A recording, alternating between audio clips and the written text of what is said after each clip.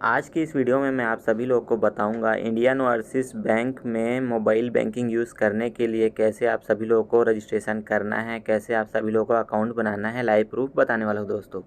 तो इसके लिए आप सभी लोगों को इंडियन ओवरसीज़ बैंक का मोबाइल एप्लीकेशन और इंस्टॉल कर लेना है। प्ले स्टोर पर आपको मिल जाएगा। हमने इंस्टॉल कर लिया है दोस्तों, देख सकते हैं यहाँ पर इंस्टॉलिंग हो रहा है। इंस्टॉल हो जाने के बाद यहाँ पर हमें ओपन कर लेना है इंडियन ओवरसीज़ मोबाइल एप्लीकेशन। जैसे ही हम यहाँ पे इंस्टॉल करके ओपन करते हैं, कुछ इस तरह का ऑप्शन आ जाता है। इंडियन ओवरसीज़ बैंक का लोगो देख सकते हैं, यहाँ पे ओके कर देना है। और यहाँ पे दोस्तों देख सकते हैं कुछ इस तरह का ऑप्शन आएगा। यहाँ पे स्क्रॉल लेफ़्ट कर लेना है और यहाँ पे नीचे डन लिखा हुआ आ जाएगा, डन पे क्लिक कर देना है। उसके बाद यहाँ पे अलो कर देना है और फिर से अलो कर देना है गाइस। जैसे ही 2 बार अलो करते हैं, यहाँ पे एक नया इंटरफेस आ जाता है। यहाँ पे दोस्तों सिम वेरिफिकेशन होता है। यहाँ पे जैसे ही सेंड एसएमएस पे क्लिक करेंगे, आपके बैंक रजिस्टर्ड मोबाइल नंबर पे एक ओटीपी आएगा दोस्तों।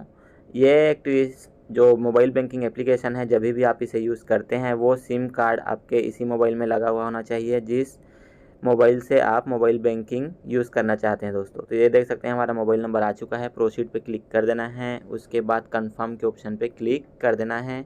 यहाँ पे आपका अकाउंट नंबर लिखा रहेगा गाइस, उस पर आपको कंफर्म कर देना है। उसके बाद फिर से प्रोसेसिंग होगा। चलिए थोड़ा सा वेट कर लेते हैं। प्रोसेसिंग होने में थोड़ा सा टाइम लगता है दोस्तों, क्योंकि ये मोबाइल बैंकिंग है तो 2 से 3 सेकेंड लग ही जाते हैं।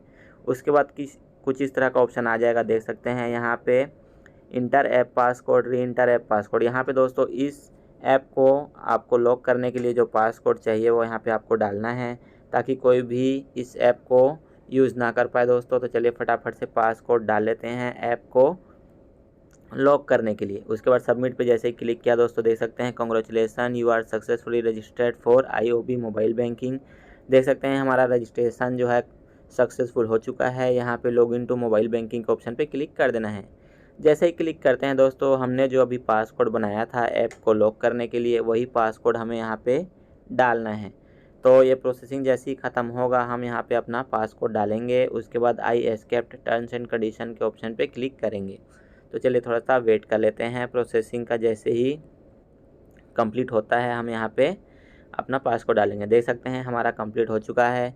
यहाँ पे हमें अपना पासकोड डालना है जो हमने अभी अभी बनाया था वहाँ पे ऐप को लॉक करने के लिए। उसके बाद यहाँ पे I accept terms and condition पे क्लिक कर देना है।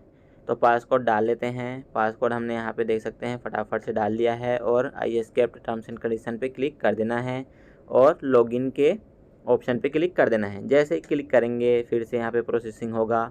2 से 3 सेकंड का प्रोसेसिंग होता है। उसके बाद देख सकते हैं हमारा जो एप्लीकेशन है, जो हमारा मोबाइल बैंकिंग है, वो हम लॉगिन कर चुके हैं दोस्तों। यहाँ पे देख सकते हैं हमारा सारा डिटेल आ रहा है, अकाउंट नंबर, अकाउंट बैलेंस वगैरह सब यहाँ पे शो कर रहा है दोस्तों। यहाँ पे हम फिंगरप्रिंट ऐड कर सकते हैं हमारी मर्जी, या फिर नहीं लेटर भी कर सकते हैं।